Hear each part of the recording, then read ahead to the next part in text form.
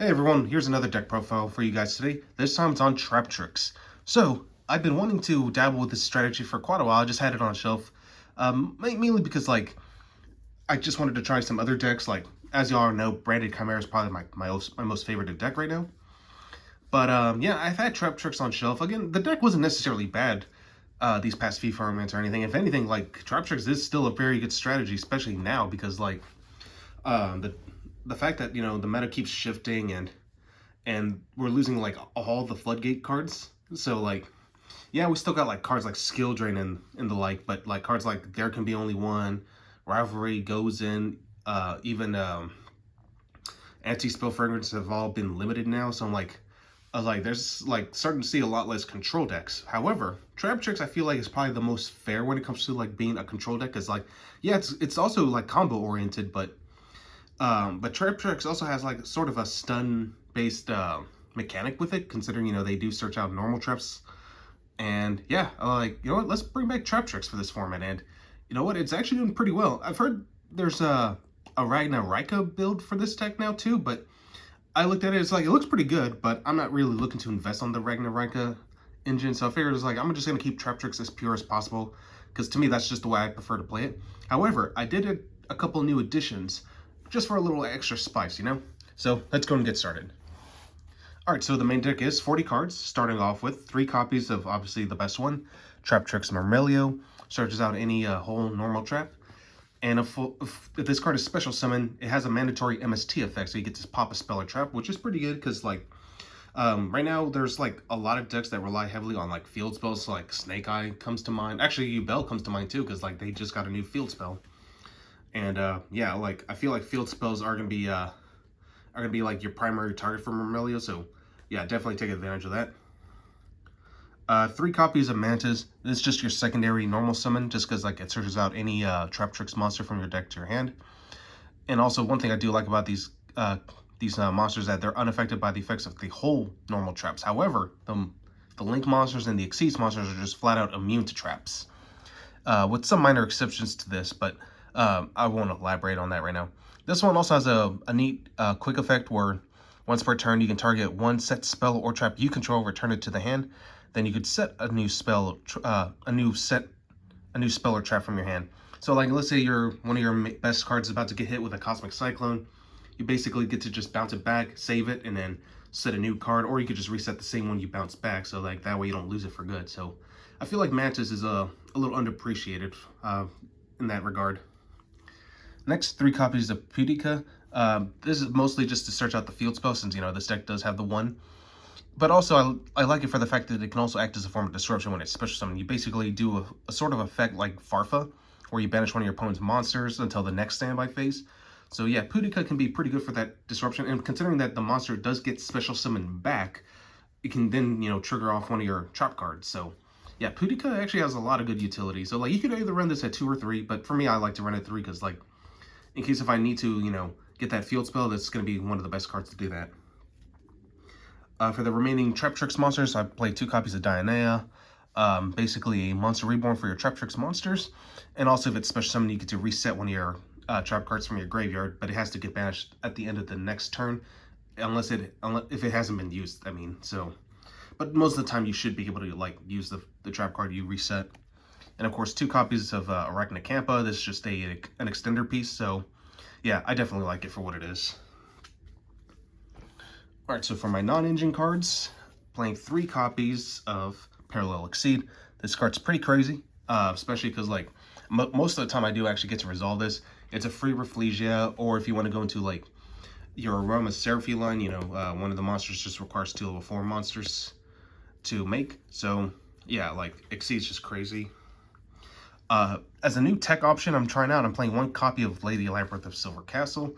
I know this is not a Labyrinth deck, just letting you guys know, but I like it for the fact that, she's a free special summon so long as you activate a normal trap card, which this deck does primarily do. And also she has her own built-in protection as long as you have a set spell or trap. So yeah, this card can't be targeted or destroyed, so Lady Labyrinth is pretty good. She's also got a sizable attack and defense stat, so I figured it was let's give this card a try. If I don't end up liking it, I could always cut it and try something else. But yeah, I figured, you know, just to add a little extra spice to this deck, and yeah, I definitely like it so far. Alright, so now moving on to my hand traps. The only ones I'm mainly running are just 3 Ash, of course, and 3 copies of Imperm. I feel like these are the 2 best hand traps this format. And there's some other good ones you could try out too. Alright, for spells, I don't actually have that many. I'm playing 2 copies of 2 copies of Triple Tactics. The one Called by the Grave, and of course the Traptrix Garden. It's basically double summon in the form of a field spell.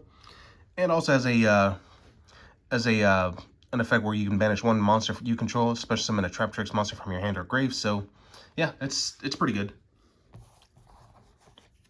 And then from here on out, it's going to be just trap cards. So starting off with 3 Traptrix Holotea. It's basically a trap monster. You can activate this the turn you set as long as you discard a card. So yeah, this card's pretty busted. 2 copies of Gravedigger's Trapole.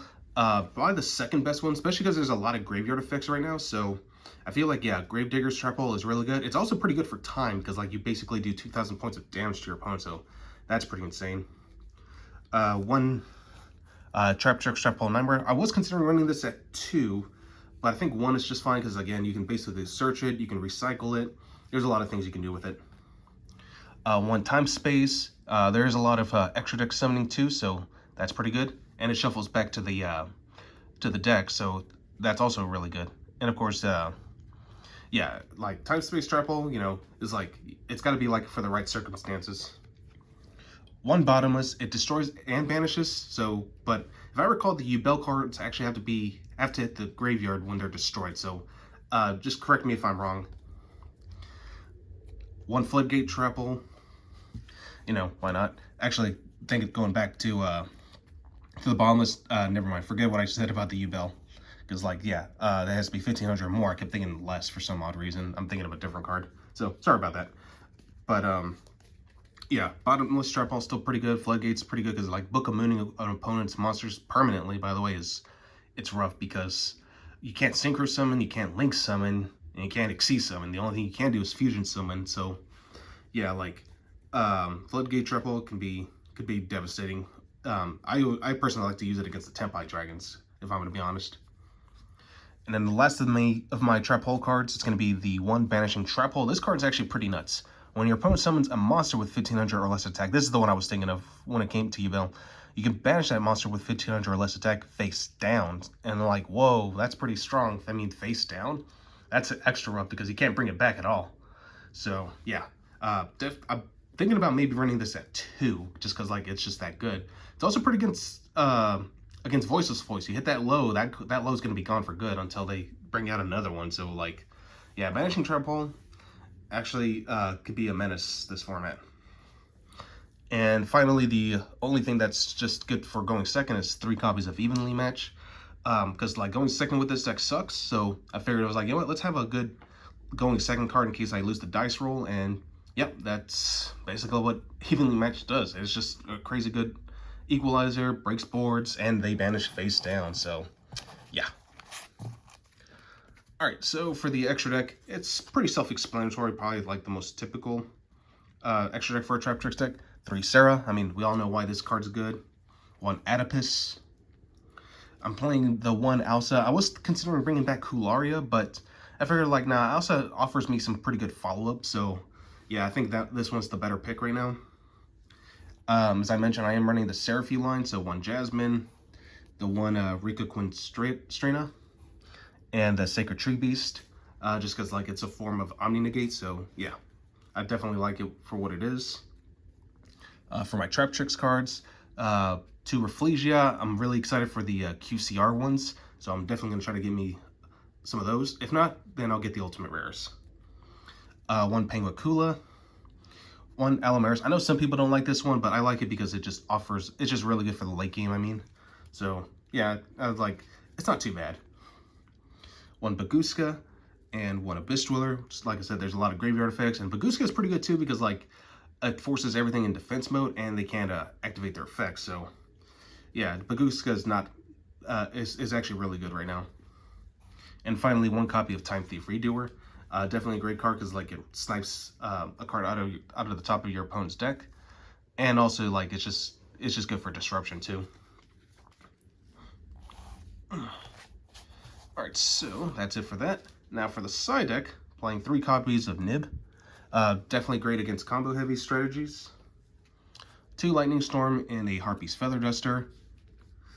Playing 3 copies of D-Barrier. This is actually pretty good against Voices of Voice, against Tenpai Dragons. Against Yubel, you know, you primarily call Fusion. Against Branded as well, so long as they don't have that cross out sided in. Another good card I wanted to try out this format is 3 copies of Grave of the Super Ancient Organisms. Again, this is primarily for Yubel, Tenpai, Branded, because like a lot of their monsters are level 6 or higher. They cannot attack, and they cannot activate their effects. So, yeah, just that way, you know, Yubel doesn't do that dumb OTK deal where, since, you know, where like they basically attack on purpose and inflict damage on you since you're the one who's going to take all the damage. And finally, 3 copies of Solemn Judgment. This is just to protect my back row, or just like any card that can kind of devastate me. Like I know since I've seen some people cite in that trap card Daruma Cannon, which actually destroys my deck, since, you know, even though my monsters are unaffected by trap cards, that card technically affects the opponent, so that means I have to banish my cards or get rid of my cards. So yeah, I feel like Solemn Judgment's like a good way to just like defend myself against cards like that. But anyway, that's all I got for you guys today. Hope you guys enjoyed this, and I will catch you guys again next time.